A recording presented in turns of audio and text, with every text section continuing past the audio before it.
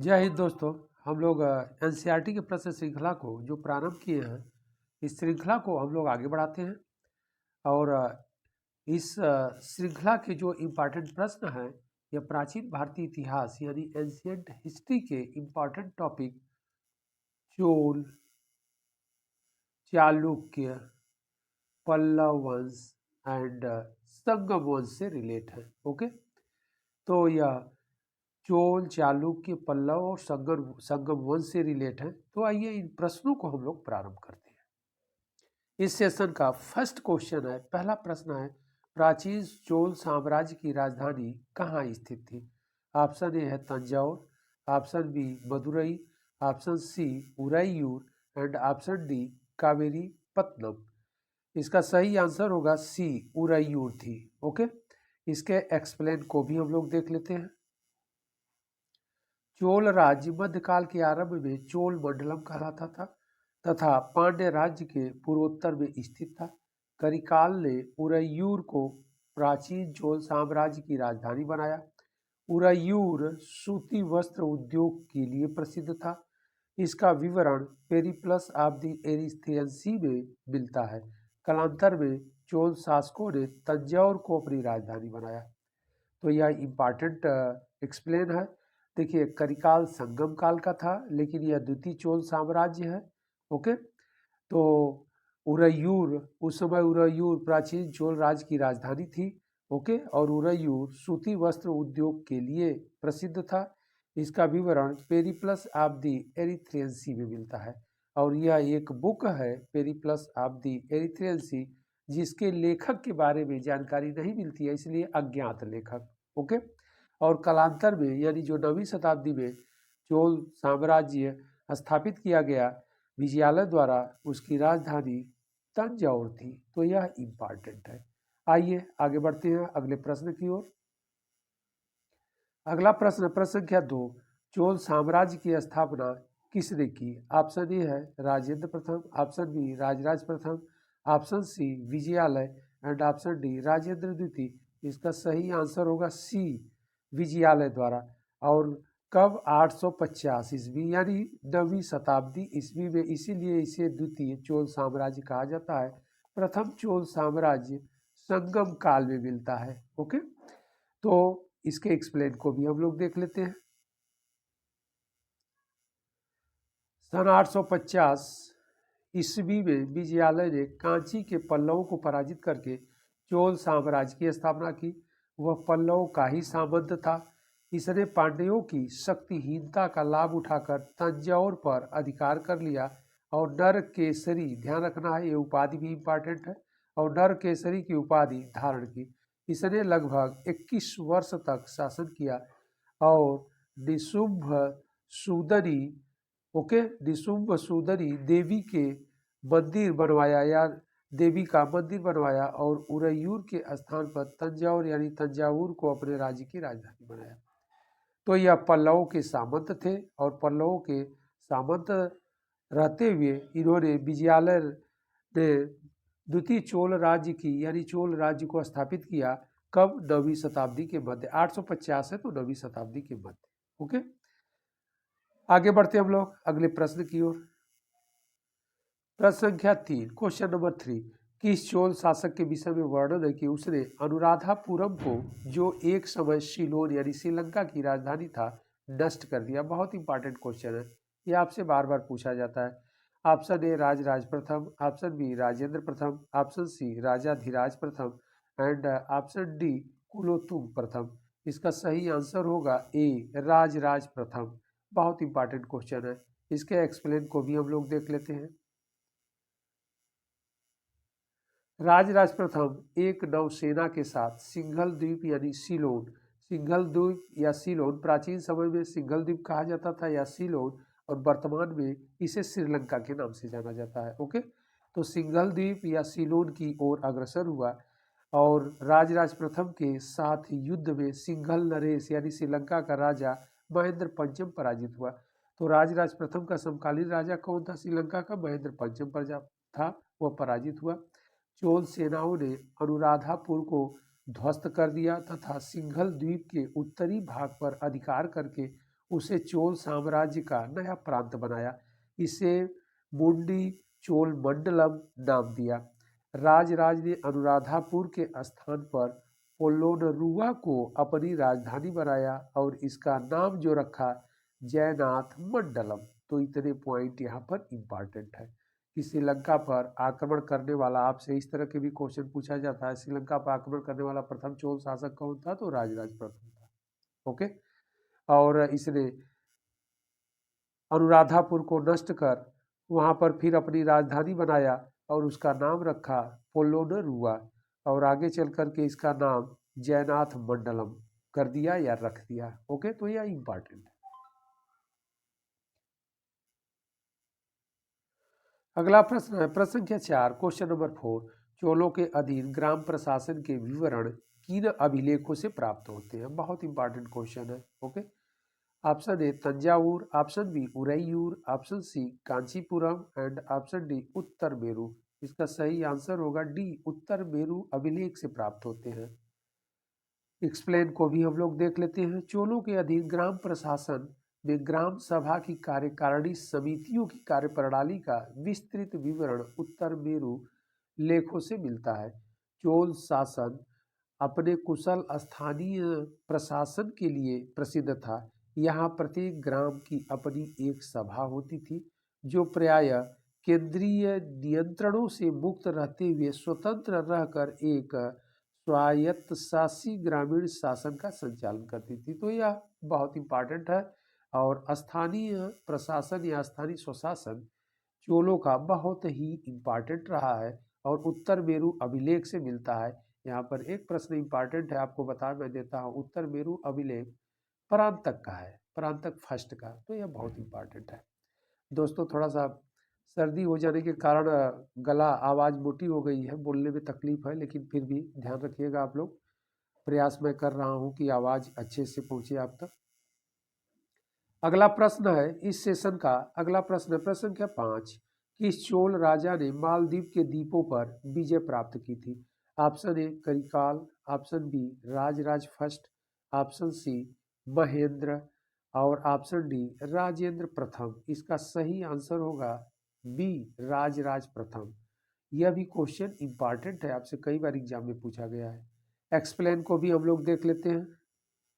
Explain क्या कह रहा है? राजराज प्रथम ने मालदीव के द्वीपों पर विजय प्राप्त की। राजराज प्रथम ने सिंघल प्रदेश यानी श्रीलंका के उत्तरी भागों पर अधिकार कर जगन्नाथ चोल की उपाधि धारण की।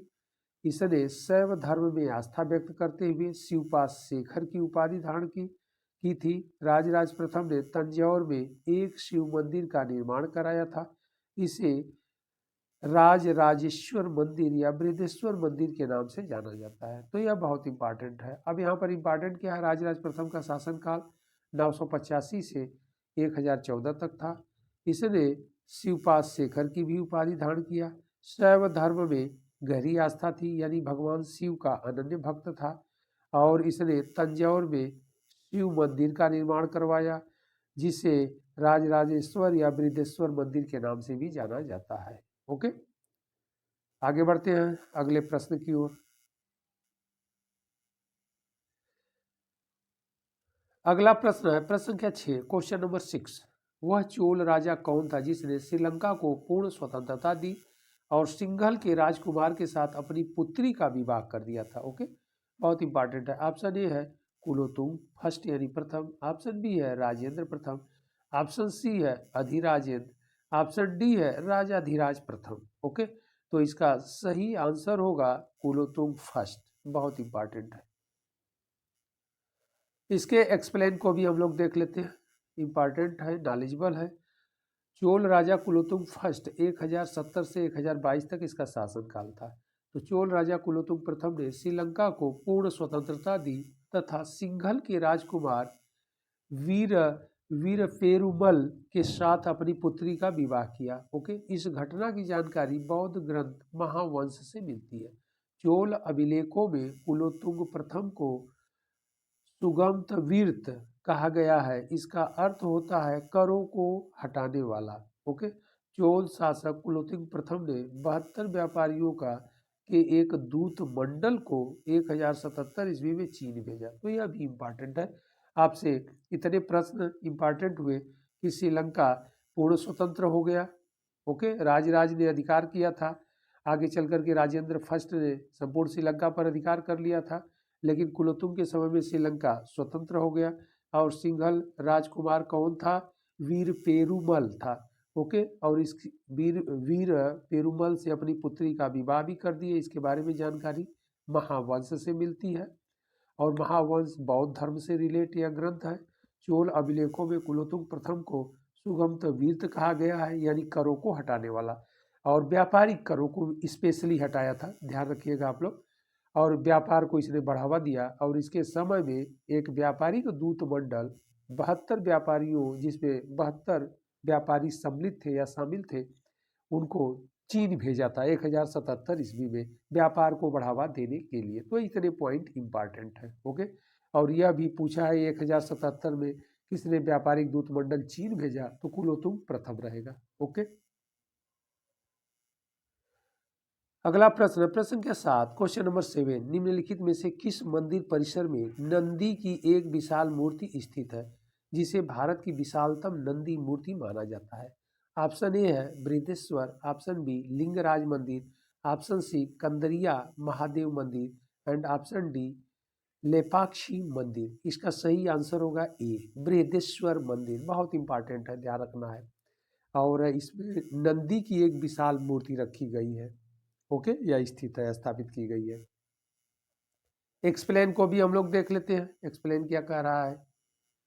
एक्सप्लेन कर रहा है, चोल स्थापत्य के उत्कृष्ट प्रमाण में तमिलनाडु के तंजौर में स्थित शैव मंदिर, जो राजराजेश्वर या बृहदेश्वर मंदिर के नाम से प्रसिद्ध है, इसका निर्माण राजराज प्रथम के शासनकाल में हुआ था। मंदिर के बहिर्भाग में नंदी की एकाश्म विशाल मूर्ति है, जिसे भारत की विशालतम नंदी मूर्ति माना जाता है। यह मंदिर द्रविड़ स्थापत्य शैली का सर्वोत्तम उदाहरण है। यह विश्व में प्रथम तथा एकमात्र मंदिर है जो पूर्णतः ग्रेनाइट से निर्मित है। ओके, इस मंदिर को यूनेस्को ने विश्व धरोहर घोषित कर दिया है।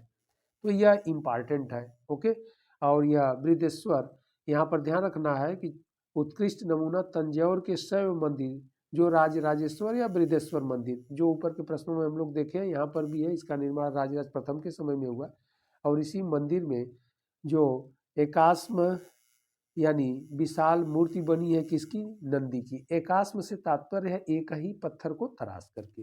ओके, एक विशाल नंदी की मूर्ति बनी है, और यह मंदिर द्रविड़ शैली में बना हुआ है और पूर्णतः ग्रेनाइट से निर्मित है। तो यह बहुत इंपॉर्टेंट है। अगला प्रश्न है इस सेशन का, प्रश्न संख्या 8, क्वेश्चन नंबर 8, किस राजवंश के विषय में संगम साहित्य में उल्लेख नहीं है? बहुत इंपॉर्टेंट क्वेश्चन है।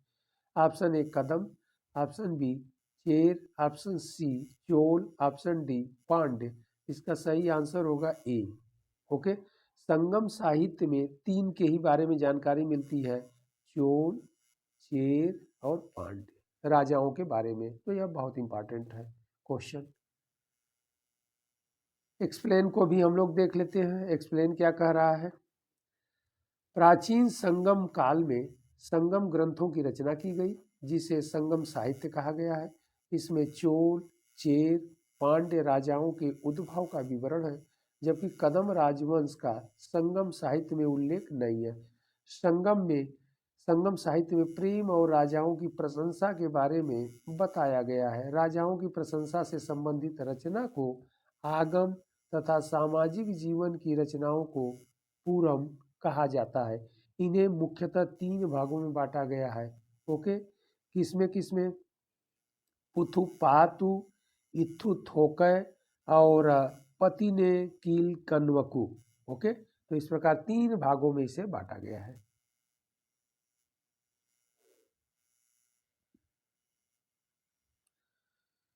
अगला प्रश्न है प्रश्न संख्या 9, क्वेश्चन नंबर 9, निम्नलिखित राजवंशों में से किसके शासक अपने शासन काल में ही अपना उत्तराधिकारी घोषित कर देते थे? Option A Chalukya, option B Chola, option C Kadam, and option D Kalachuri. इसका सही आंसर होगा बी चोल। इसके एक्सप्लेन को भी हम लोग देख लेते हैं। नॉलेजेबल है एक्सप्लेन। चोल काल के राजा प्रायः अपने शासन काल में ही युवराज का चुनाव कर लेते थे, जो उसके बाद उसका उत्तराधिकारी बनता था। सबसे संपन्न चोलों का राज्य था। चोलकालीन शासन व्यवस्था राजतंत्रात्मक थी। संपूर्ण चोल साम्राज्य 6 प्रांतों में विभक्त था। प्रांतों को मंडलम को कोट्टम यानी कमिश्नरी जिसे कहते हैं कोट्टम में, कोट्टम को नाडु नाडु यानी जिले में, तथा प्रत्येक नाडु को कुर्रमो यानी ग्राम समूह में विभाजित किया गया था। ओके, तो यहाँ पर ध्यान रखना है, यह भी क्वेश्चन पूछा जाता है कि चोलों के समय में प्रांतों को क्या कहा जाता था, तो मंडलम कहा जाता था। यह भी पूछा जाता है। जिले को क्या कहा जाता था, तो नाडु कहा जाता था। ओके, और ग्रामों के समूह को क्या कहा जाता था, तो कुर्रम कहा जाता था। और यहाँ पर एक शब्द नहीं है, मैं बता देता हूँ, ग्रामों को उर कहा जाता था। यह भी आपसे एग्जाम में पूछा जाता है। ओके, अगला प्रश्न है प्रश्न संख्या 10, क्वेश्चन नंबर 10। निम्न में से दक्षिण भारत का कौन सा राजवंश अपनी नौ सैनिक शक्ति के लिए प्रसिद्ध था? Option A Chola, option B Chera, option C Pallava and option D Rashtrakuta. इसका सही आंसर होगा ए चोल। ओके, चोल शासकों की नौ सैनिक शक्ति यानी नेवी बहुत ही स्ट्रांग थी यानी शक्तिशाली थी।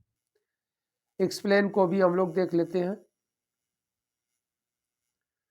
एक्सप्लेन कर रहा है, चोल राजाओं ने एक सुसंगठित सेना का निर्माण किया था। चोलों के पास अश्व, गज एवं पैदल सैनिकों के साथ ही एक अत्यंत शक्तिशाली नौसेना थी। नौसेना के प्रमुख के कप्तान को एनाडी कहा जाता था। सेना की अग्र टुकड़ी तुसी और पिछड़ी टुकड़ी कुलय कहलाती थी। इसी नौसेना की सहायता से उन्होंने श्री विजय, सिंघल द्वीप, मालदीव आदि द्वीपों पर विजय प्राप्त की थी। ओके, तो यह इंपॉर्टेंट है कि सबसे शक्तिशाली नेवी यानी जल सेना किसकी थी? चोल शासकों की। और यहाँ पर कुछ और एग्जाम के लिए इंपॉर्टेंट है, उसको भी देख लीजिए कि अश्व सेना को क्या कहा जाता था चोल काल में, तो कुदिरज चेवगर कहा जाता था, यह भी ध्यान रखिएगा। गज सेना को क्या कहा जाता था? कुंजीर मल्लर कहा जाता था। पैदल सेना को क्या कहा जाता था?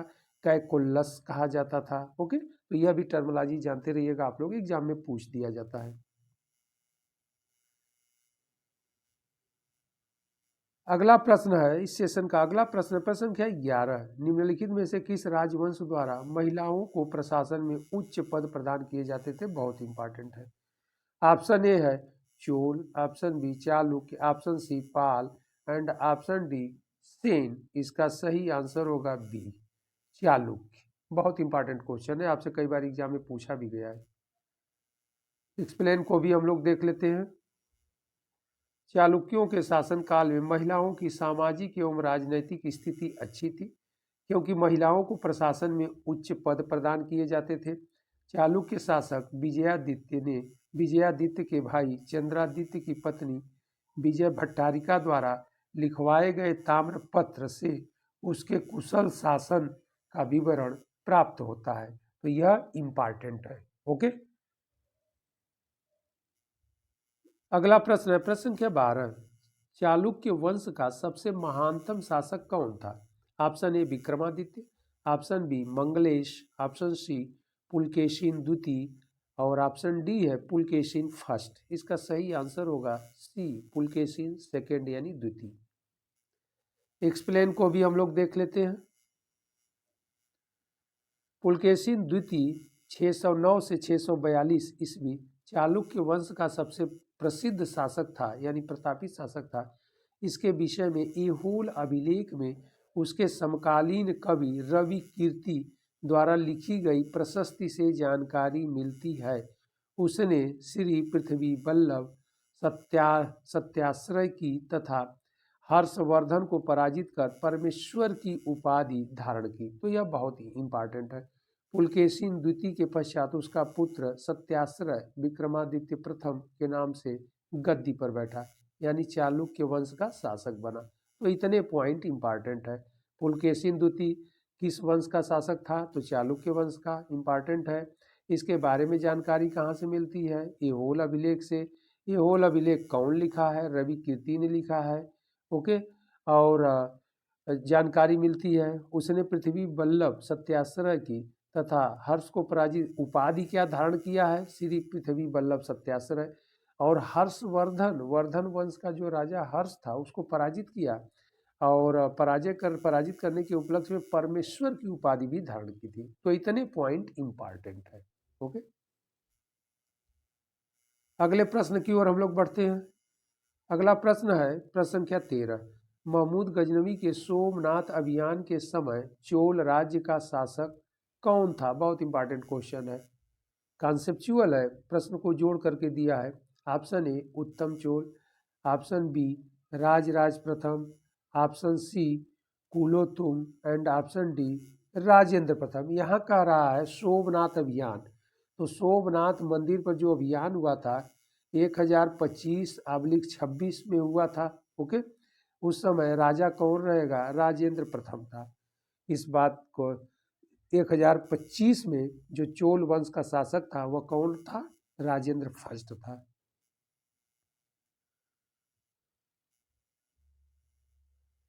एक्सप्लेन को भी हम लोग देख लेते हैं। चोल शासक राजेंद्र प्रथम का शासनकाल 1012 से 1044 ईस्वी तक रहा। महमूद गजनवी ने 1025-26 में सोमनाथ अभियान किया था, सोमनाथ मंदिर को ध्वस्त कर दिया। इस प्रकार गजनवी द्वारा सोमनाथ पर आक्रमण के समय चोल राज्य पर राजेंद्र प्रथम शासन था या शासन कर रहा था। ओके। तो यह इंपॉर्टेंट है कि जो चोल शासक था वह राजेंद्र प्रथम था। जिस समय महमूद गजनवी गुजरात में सोमनाथ का टेम्पल से तात्पर्य गुजरात पर आक्रमण जब किया था, सोमनाथ मंदिर को लूटा, उस समय चोल शासक या राजा, और यह भी पावरफुल शासक था, राजेंद्र प्रथम शक्तिशाली चोल शासक था। ओके। अगला प्रश्न प्रश्न संख्या 14। किस चोल शासक ने पुहार नगर की स्थापना की थी? Option A Rajendra Chola, option B Elara, option C Senguttuvan and option D Karikala. इसका सही आंसर होगा डी करिकाल। एक्सप्लेन को भी हम लोग देख लेते हैं। एक्सप्लेन कह रहा है करिकाल ने चोलों की तटीय राजधानी पुहार आधुनिक कावेरी पट्टनम की स्थापना की। इसने संपूर्ण तमिल प्रदेश को अपने अधीन कर लिया। करिकाल को जले हुए पैरों वाला, यानी करिकाल का अर्थ होता है जले हुए पैरों वाला, कहा गया है। इसने वड़ी नामक स्थान पर बेल्लरी तथा अन्य 11 राजाओं की संयुक्त सेना को पराजित किया। ओके। को पराजित कर प्रसिद्धि प्राप्त की। अगला जो पॉइंट कर रहा है इसको भी हम लोग देखते हैं। अगला पॉइंट है इसमें ग्रैंड अनीकूट यानी कल्ला नाई करिकाल द्वारा बनाया गया जो विश्व का सबसे प्राचीन जलमोड़ या पानी नियामक संरचनाओं में से एक माना जाता है। ओके। तो देखिए ग्रैंड अनीकूट जिसे तमिल शब्द में या भाषा में कल्ला नाई कहते हैं, तो यह क्या है? जलमोड़ है। सिंचाई के सुविधाओं को बहाल करवाया किसने? करिकाल द्वारा, और विश्व का सबसे प्राचीन जलमोड़ है। ओके। अगला प्रश्न है प्रश्न संख्या 15। पश्चिमी भारत में चालुक्यों को किसने विस्थापित किया था? बहुत इंपॉर्टेंट प्रश्न है, एक बार फिर देख लेते हैं। पश्चिमी भारत में चालुक्यों को किसने विस्थापित किया था? Option A Chola, option B Kakati, option C Pallava, option D Rashtrakuta. इसका सही आंसर होगा सी पल्लव ने। एक्सप्लेन को भी हम लोग देख लेते हैं। पल्लव शासक नरसिंह वर्मन, जिनका शासनकाल 630 से 668 था, ओके, ईस्वी यानी एडी, ने पुलकेशिन द्वितीय को परास्त कर चालुक्यों को पश्चिमी भारत की ओर विस्थापित होने पर विवश किया। नरसिंह वर्मन ने चालुक्यों की राजधानी वातापी पर अधिकार कर लिया। इस विजय के उपलक्ष्य में उसने वातापी कोंड की उपाधि भी धारण किया था। तो यह इंपॉर्टेंट है। कह रहा है नरसिंह वर्मन ने चालुक्यों की राजधानी वातापी पर अधिकार कर लिया और इस विजय के उपलक्ष्य में वातापी कोंड का मतलब विजेता होता है, तो वातापी के विजेता की उपाधि उसने अडॉप्ट की या धारण किया। अगला प्रश्न, प्रश्न संख्या 16 कह रहा है चालुक्यों की राजधानी कहाँ थी। ये भी इंपॉर्टेंट क्वेश्चन है। Option A Vatapi, option B Shravasti, option C Kanchi, option D कह रहा है कन्नौज। ओके, इसका सही आंसर होगा ए वातापी। अभी हम लोग डिस्कशन किए हैं। इसके एक्सप्लेन को भी हम लोग देख लेते हैं, नॉलेजेबल है। 6ठी-7वीं शताब्दी में बीजापुर यानी कर्नाटक जिले में स्थित वातापी आधुनिक बादामी नामक प्राचीन नगर चालुक्यों की राजधानी थी। वातापी के चालुक्य राजवंश का वास्तविक संस्थापक पुलकेशिन फर्स्ट था, यानी प्रथम था। इसके उत्तराधिकारी कीर्तिवर्मन प्रथम ने पूर्ण पराक्रम सत्याश्रय की उपाधियां धारण की थी। तो यह वातापी राजधानी किसकी थी? तो चालुक्यों की थी।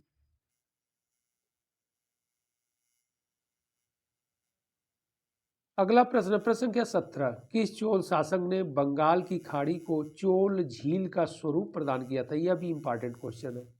ऑप्शन ए है राजराज प्रथम, ऑप्शन बी है राजेंद्र प्रथम, ऑप्शन सी है अधिराज एंड ऑप्शन डी है कुलोत्तुंग। इसका सही आंसर होगा बी राजेंद्र प्रथम। ओके, एक्सप्लेन को भी हम लोग देख लेते हैं। राजेंद्र प्रथम 1014 ईस्वी का काल चोल वंश का चरमोत्कर्ष का काल था। 1014 ईस्वी में चोल राज सिंहासन पर बैठा। इसकी उपलब्धियों के विषय में जानकारी तुरोलंगाडु एवं करंदाई अभिलेख से मिलती है। बंगाल की खाड़ी में चोलों की शक्तिशाली नौसेना के प्रभुत्व के कारण इसे चोलों की झील कहा जाता है। तो यह बहुत इंपॉर्टेंट है। और जिस समय बंगाल पर आक्रमण किया था जल मार्ग से, तो उस समय बंगाल पर जो है पाल वंश का शासन था। ओके, तो उस समय पालों का शासन था। अगला प्रश्न, प्रश्न संख्या 18 शिल्पाधिकारम का लेखक था। इंपॉर्टेंट क्वेश्चन है। Ilango, option A Ilango, option B परडर, option C Karikala, option D का रहा है विष्णु स्वामिन। ओके, तो इसका सही आंसर होगा ए इलंगो। इसके एक्सप्लेन को भी हम लोग देख लेते हैं। प्रेम कथा पर आधारित महाकाव्य शिल्पाधिकारम का लेखक इलंगो आदिगल था। पूरा नाम इसका इलंगो आदिगल था। तमिल साहित्य का प्रथम महाकाव्य कहते हैं। ओके, तो शिल्पाधिकारम का लैंग्वेज क्या है या किस भाषा में लिखा गया है? तमिल साहित्य में, यानी तमिल भाषा में लिखा गया है, इसीलिए तमिल साहित्य कहा जाता है। और यह तमिल साहित्य का प्रथम महाकाव्य है। इसका शाब्दिक अर्थ नुपुर की कहानी है। यह संगम साहित्य का महत्वपूर्ण महाकाव्य है। इसका लेखक चोल नरेश करिकाल का पौत्र था। कोलवन और कड़ग्गी इस महाकाव्य के क्रमशः नायक और नायिका है। कोलन पुरुष है और कड़ग्गी उसकी पत्नी है। ओके, तो यही नायक और नायिका है। आगे हम लोग देखते हैं। यह महाकाव्य पुहार कांडम, मदुरै कांडम और वांजी कांडम 3 भागों में विभाजित है। और इन भागों में चोल, पांड्य और चेर राज्यों का वर्णन मिलता है। तो यह बहुत इंपॉर्टेंट है।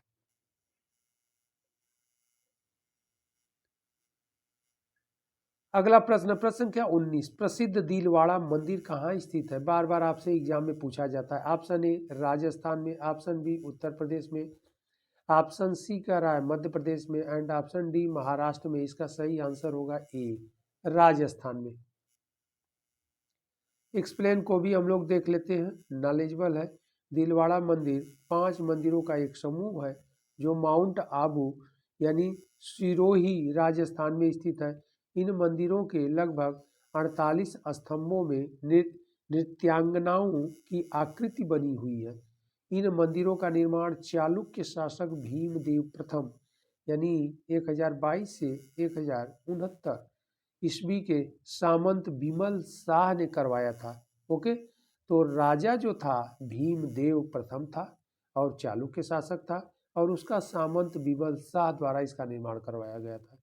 इनमें सबसे प्रसिद्ध मंदिर विमल वसही मंदिर जैन धर्म के प्रथम तीर्थंकर ऋषभ देव को समर्पित है। तो यह भी इम्पॉर्टेंट है कि यह दिलवाड़ा का जो मंदिर है वह जैन धर्म से बिलोंग करता है या जैन धर्म से संबंधित है, और उसमें प्रथम तीर्थंकर ऋषभ देव या ऋषभनाथ की उसमें मूर्ति स्थापित की गई है। अगला प्रश्न है प्रश्न संख्या 20, क्वेश्चन नंबर 20। प्रसिद्ध उत्तर मेरू शिलालेख किसके शासनकाल से संबंधित है? ऊपर हम लोग डिस्कशन कर चुके थे। ऑप्शन ए कह रहा है परांतक फर्स्ट, तो हम लोग ऊपर डिस्कशन कर चुके थे कि जो शासक रहेगा परांतक फर्स्ट रहेगा। परांतक द्वितीय कह रहा है, यह नहीं होगा। राजराज सी कह रहा है राजराज प्रथम, यह भी नहीं होगा। ऑप्शन डी कह रहा है राजेंद्र प्रथम, यह भी नहीं होगा। एक्सप्लेन को हम लोग देख लेते हैं। उत्तर मेरू शिलालेख में चोल शासक परांतक प्रथम के विषय में विस्तृत जानकारी मिलती है। चोल शासक परांतक ने पांड्य शासक से मदुरई जीतकर मदुरई कोंड की उपाधि धारण की। परांतक प्रथम के उत्तर मेरू लेख में चोलों के स्थानीय शासन की जानकारी मिलती है। ओके, तो चोलों के स्थानीय शासन की जानकारी कहाँ मिलती है? तो परांतक प्रथम के उत्तर मेरू अभिलेख पर। इंपॉर्टेंट है यह। अगला प्रश्न है, प्रश्न ही बहुत इंपॉर्टेंट है, यह भी कह रहा है प्रश्न संख्या 21, क्वेश्चन नंबर 21। गधया था। ऑप्शन ए सिक्का, ऑप्शन बी भूमि कर, ऑप्शन सी व्यापार कर एंड ऑप्शन डी सैन्य अधिकारी। इसका सही आंसर होगा ए सिक्का था। ओके, एक्सप्लेन को भी हम लोग देख लेते हैं। कह रहा है गधया 530 ईस्वी से 1202 ईस्वी के मध्य भारत के पश्चिमी क्षेत्रों मुख्यतः गुजरात व राजस्थान के क्षेत्रीय शासकों द्वारा प्रचलित सिक्के थे।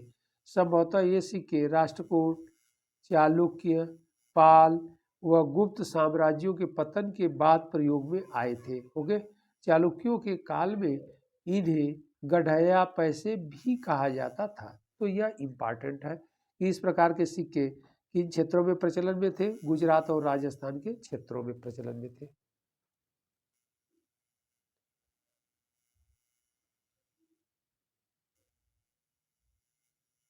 अगला प्रश्न है प्रश्न संख्या 22, क्वेश्चन नंबर 22।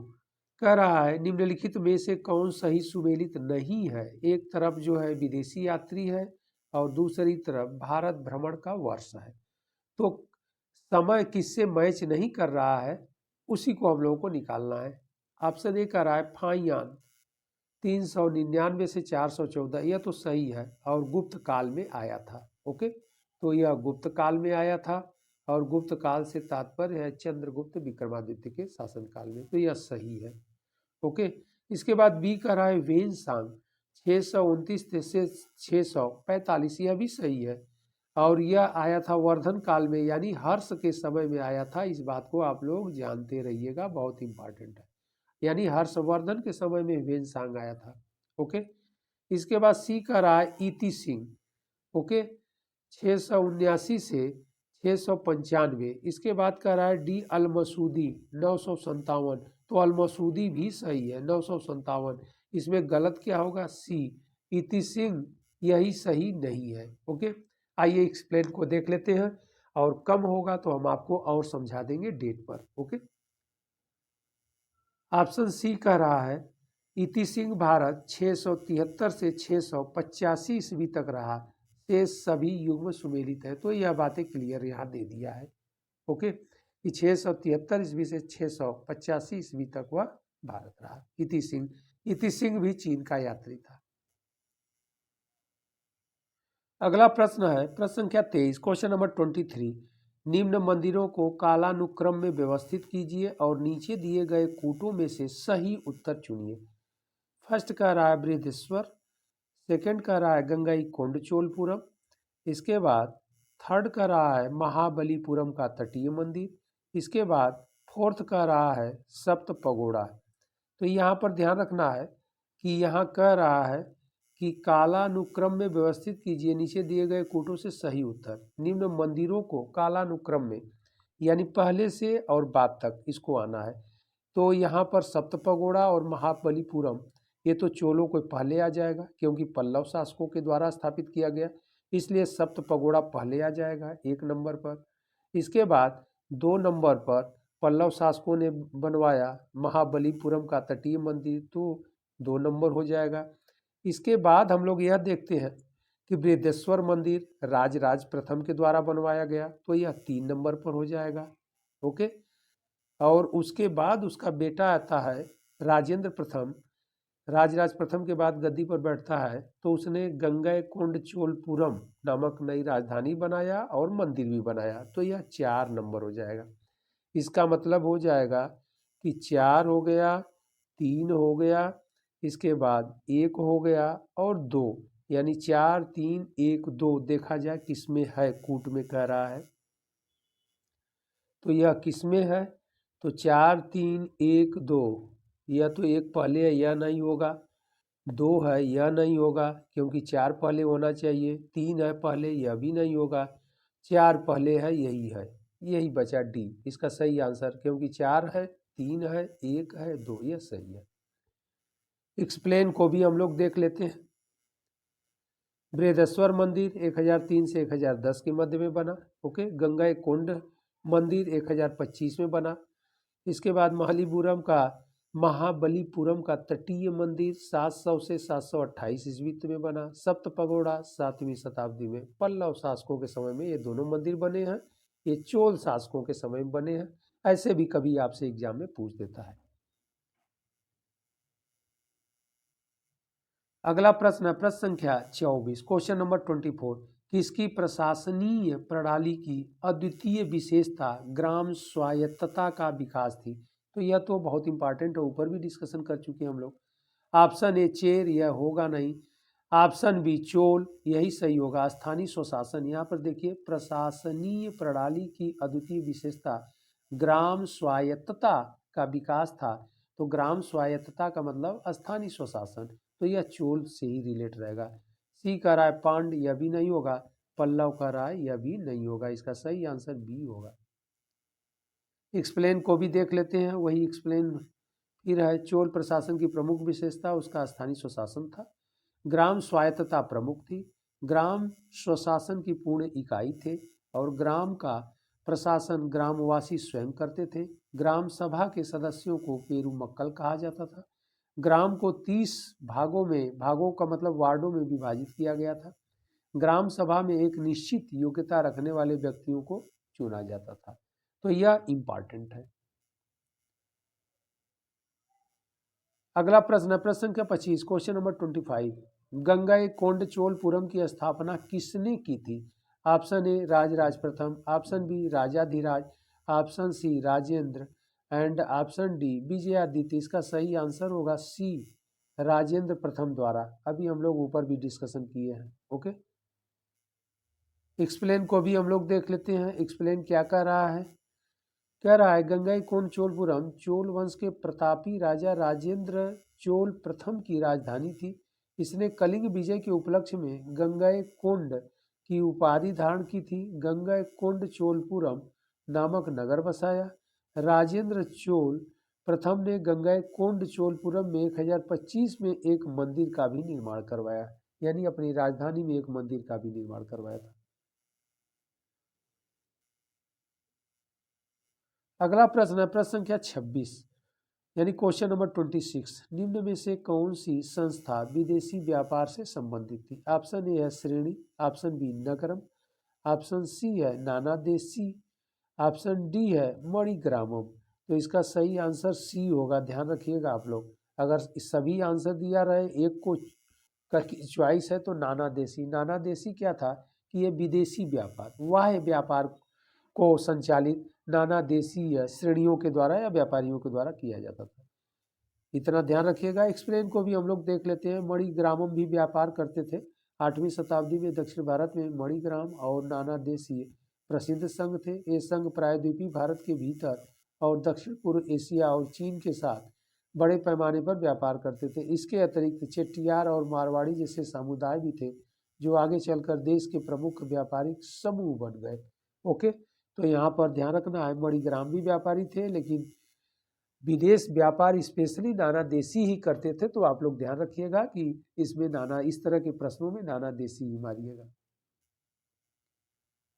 अगले प्रश्न की तरफ हम लोग चलते हैं। प्रश्न संख्या 27, क्वेश्चन नंबर 27। शैव संतों के लेखन के किस संग्रह को पांचवा वेद समझा जाता है? Option A Tolkappiyam, option B Silappadikaram, option C Manimekalai, option D Tirumurai. इसका सही आंसर होगा डी तिरुमुरई। एक्सप्लेन को भी हम लोग देख लेते हैं।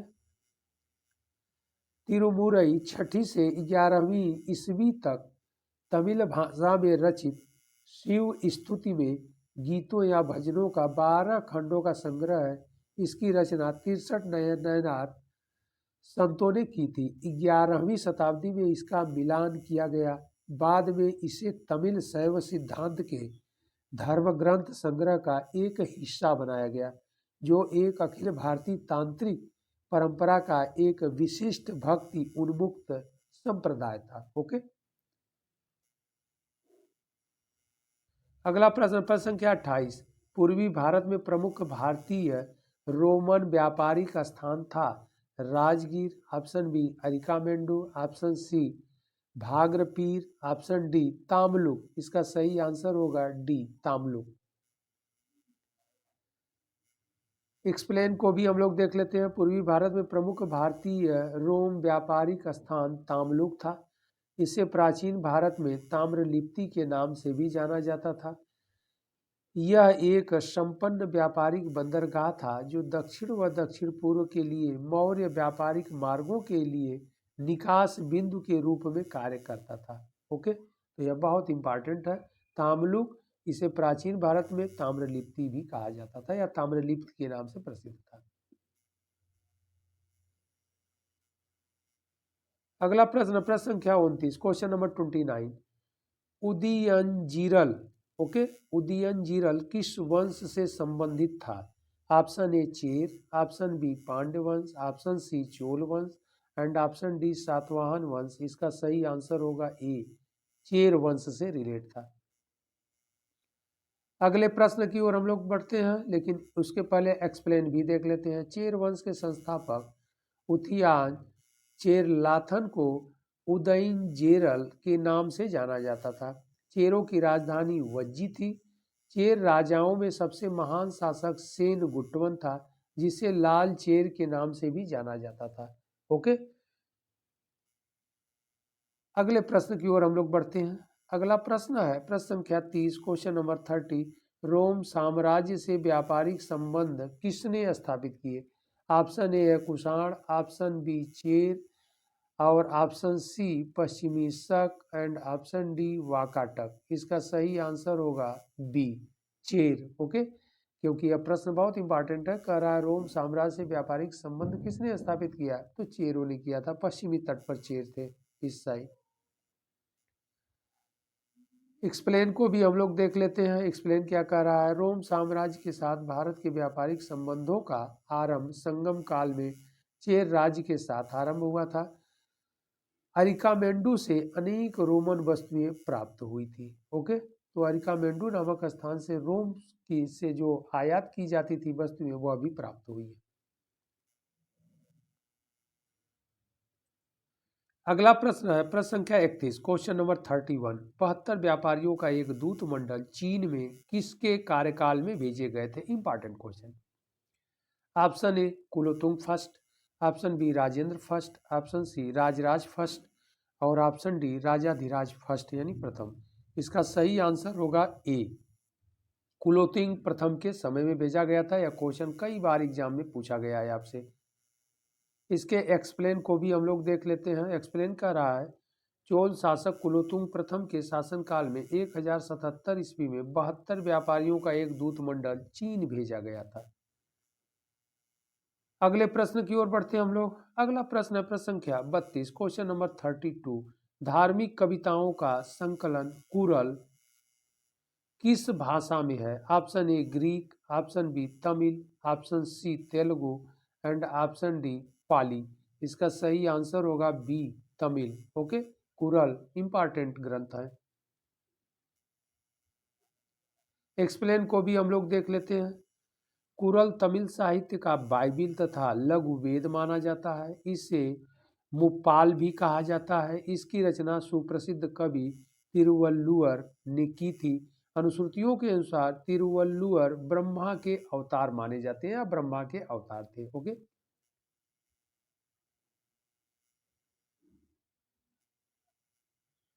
अगला प्रश्न है प्रश्न संख्या 33, क्वेश्चन नंबर 33। किस ऋषि के बारे में कहा जाता है कि उन्होंने दक्षिण भारत का आर्यकरण किया और उन्हें आर्य बताया? बहुत इंपॉर्टेंट क्वेश्चन है। ऑप्शन ए कह रहा है विश्वामित्र, ऑप्शन बी कह रहा है अगस्त, ऑप्शन सी कह रहा है वशिष्ठ, ऑप्शन डी कह रहा है सांबर। इसका सही आंसर होगा क्या? बी, अगस्त ऋषि। अगस्त ऋषि ही आर्य संस्कृति को यानी आर्य कल्चर को उत्तर भारत से दक्षिण भारत ले गए, यानी साउथ की तरफ पहुंचाने वाले यही हैं। कौन? अगस्त ऋषि, या ऋषि अगस्त कह लीजिए या महर्षि अगस्त कह लीजिए। एक्सप्लेन को भी हम लोग देख लेते हैं। दक्षिण भारत के आर्यकरण का श्रेय महर्षि अगस्त को दिया जाता है। इन्होंने दक्षिण की यात्रा की और बाद में वही बस गए। इन्हें तमिल साहित्य के जनक के रूप में जाना जाता है। अगला प्रश्न, प्रश्न संख्या 34। निम्नलिखित पल्लव शासकों का नाम उसके राज्यकाल को दृष्टिगत रखते हुए सही काला क्रमानुसार व्यवस्थित कीजिए और नीचे दिए गए कूट से सही उत्तर का चयन कीजिए। ओके, और इन पल्लव शासकों का ये नाम दिया गया है और इनके कालक्रम को पूछा जा रहा है। तो राजाओं का नाम फर्स्ट कह रहा है परमेश्वर वर्मन फर्स्ट यानी प्रथम, नंबर 2 कह रहा है नरसिंह वर्मन फर्स्ट, और नंबर 3 कह रहा है नंदी वर्मन सेकेंड, और नंबर 4 कह रहा है महेंद्र वर्मन फर्स्ट। तो क्रम से हमें बैठाना है। तो महेंद्र वर्मन फर्स्ट यह नंबर 1 हो जाएगा पहले। इसके बाद हम लोग देखेंगे, इसके बाद महेंद्र वर्मन के बाद नरसिंह वर्मन आएगा, यानी यह 2 नंबर हो जाएगा। इसके बाद परमेश्वर वर्मन आएगा। ओके, परमेश्वर वर्मन जो है तीसरे नंबर पर आएगा। ओके, और इसके बाद जो है नंबर 3 आएगा ये चौथे नंबर पर। ओके, तो पहले नंबर, दूसरे नंबर या तीसरे नंबर पर आ जाएंगे और यह चौथे नंबर पर आ जाएगा। इसका मतलब यह होगा कि 4 आएगा पहले, फिर 2 आएगा। ओके, और इसके बाद 1 आएगा तीसरे नंबर पर, इसके बाद चौथे नंबर पर 3 आएगा, यानी 4 2 1 3। 4 2 1 3 देखा जाए किसमें है, तो इसका 4 2 1 3 ये पहले में ही सही है। ओके, तो इसका सही आंसर क्या होगा? ए। और यह 4 3 1 2 कर दिया है तो यह नहीं होगा क्योंकि 2 को चेंज कर दिया है, और यह 1 3 कर दिया, यह भी नहीं होगा। 3 2 कर दिया है, यह भी नहीं होगा। आइए हम लोग यहाँ पर एक्सप्लेन को भी देख लेते हैं। महेंद्र वर्मन 600 से 630 ईस्वी तक शासन, नरसिंह वर्मन फर्स्ट 630 से 668, इसके बाद परमेश्वर वर्मन लगभग 670 से 700 ईस्वी तक, इसके बाद कह रहा है नंदी वर्मन सेकेंड 731 से 795 ईस्वी तक। ओके, अगला प्रश्न है प्रश्न संख्या 35। 35 कह रहा है सूची फर्स्ट और सूची सेकेंड को सुमेलित कीजिए और सूचियों के नीचे दिए हुए कूट का प्रयोग करते हुए सही उत्तर का चयन कीजिए। ओके, तो सूची फर्स्ट और सूची सेकंड। सूची फर्स्ट में शासकों का नाम दिया, शासक का मतलब कि वंशों का नाम दिया गया है।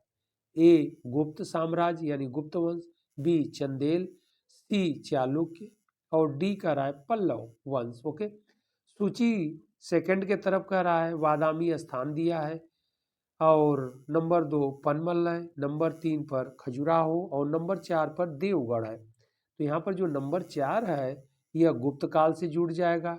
ओके, तो गुप्त काल से तात्पर्य क्या है कि ए का 4 हो जाएगा, यानी देवगढ़ में दशावतार मंदिर का निर्माण गुप्तों के समय में हुआ था। और नंबर 3 का रहा है यह चंदेल खजुराहो से हो जाएगा, तो ए का 4 और बी का 3 हो जाएगा। इसके बाद चालुक्य कह रहा है तो बादामी जो स्थान है यह चालुक्यों की राजधानी थी, इस प्रकार 1 हो जाएगा।